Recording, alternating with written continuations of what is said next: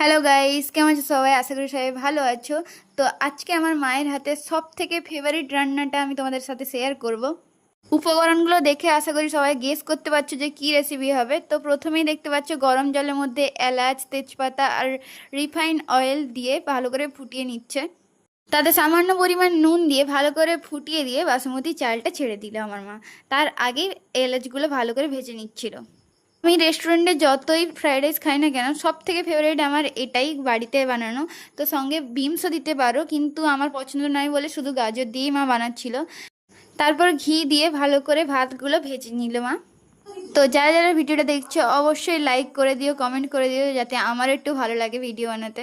তারপর একে একে গোলমরিচের গুঁড়ো, তারপর গাজর ভাজা আর কাজু বাদাম ভাজা দিয়ে ভালো করে মাখিয়ে নিতে হবে। এরপর সামান্য পরিমাণে চিনি দিয়ে ভালো করে মিক্সড করে নিতে হবে। তো এইভাবেই আমাদের ফ্রাইড রাইসটা রেডি হয়ে যায়, খুব টেস্টি হয়।